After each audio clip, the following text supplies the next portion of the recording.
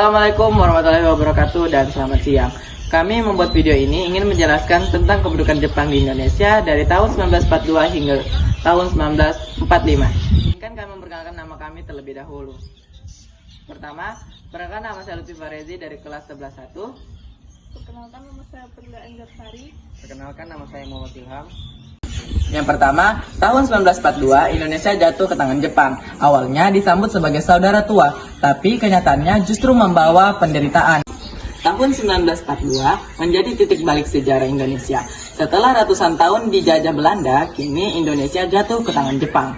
Awalnya, Jepang datang ke Indonesia dengan janji sebagai saudara tua yang akan membebaskan Indonesia dari penjajahan Barat. Namun, apakah kenyataannya demikian? Dalam video ini, kita akan membahas bagaimana kehidupan rakyat Indonesia selama pendudukan Jepang, kebijakan yang diterapkan, hingga dampaknya di luar dari kemerdekaan Indonesia. Pendudukan Jepang di Indonesia tidak lepas dari Perang Dunia Kedua. Jepang ingin menguasai wilayah Asia Tenggara untuk mendapatkan sumber daya alam seperti minyak, karet, dan juga bahan pangan. Indonesia menjadi target utama karena kekayaan alamnya yang melimpah. Pada tahun 1942, Jepang berhasil mengalahkan Belanda dalam waktu singkat. Sejak saat itu, Indonesia resmi berada di kawasan kekuasaan Jepang. Jepang kemudian membagi wilayah Indonesia menjadi beberapa bagian penguasaan militer untuk memenuhi pengawasan. Yang kedua, Jepang ingin menguasai Asia Tenggara. Jepang datang ke Indonesia karena kebutuhan sumber daya untuk Perang Dunia Kedua. Dengan cepat, Belanda mengalahkan Indonesia, resmi berada di bawah naungan kekuasaan Jepang. Kebijakan Jepang ada 3, yaitu bidang politik, bidang ekonomi, dan bidang sosial. Ada pula di bidang politik, yaitu semua organisasi dibubarkan, dibentuk organisasi baru Putra Jawa Hokokai. Bidang ekonomi, rakyat dipaksa kerja paksa, hasil bumi disita untuk perang. Bidang sosial, pendidikan dibatasi, bahasa Indonesia mulai digunakan. Jepang menerapkan kebijakan ketat, rakyat dipaksa bekerja tanpa upah. Hasil bumi diambil dan kehidupan semakin sulit. 3. Dampak pendudukan.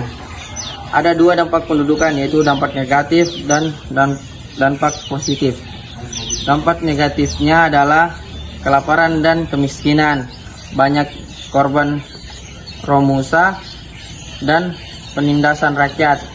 Dampak positifnya yaitu bahasa Indonesia berkembang, kesadaran nasionalisme meningkat, dan latihan militer peta. Walaupun penuh penderitaan, masa ini juga membutuhkan semangat, nasionalisme, dan persiapan menuju kemerdekaan.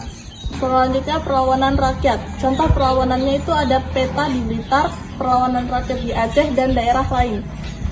Rakyat Indonesia tidak tinggal diam. Berbagai perlawanan terjadi sebagai bentuk penolakan terhadap penjajahan Jepang. Rakyat Indonesia tidak tinggal diam menghadapi penindasan Jepang. Berbagai perlawanan terjadi di berbagai daerah. Salah satu yang terkenal adalah pemberontakan peta di Blitar. Selain itu, perlawanan juga terjadi di Aceh dan daerah lainnya. Perlawanan ini menunjukkan bahwa semangat perjuangan rakyat Indonesia tidak pernah padam. Selanjutnya, akhir pendudukan Jepang. Jepang kalah dalam Perang Dunia II. Indonesia memanfaatkan situasi proklamasi 17 Agustus 1945. Pendudukan Jepang di Indonesia tidak lepas dari Perang Dunia Kedua. Jepang ingin menguasai wilayah Asia Tenggara untuk mendapatkan sumber daya alam seperti minyak, karet, dan juga bahan pangan. Indonesia menjadi target utama karena kekayaan alamnya yang melimpah. Pada tahun 1942, Jepang berhasil mengalahkan Belanda dalam waktu singkat. Sejak saat itu, Indonesia resmi berada di kawasan kekuasaan Jepang. Jepang kemudian membagi wilayah Indonesia menjadi beberapa bagian penguasaan militer untuk memenuhi pengawasan. Pendudukan Jepang menjadi masa sulit, tetapi juga membuka jalan menuju kemerdekaan Indonesia.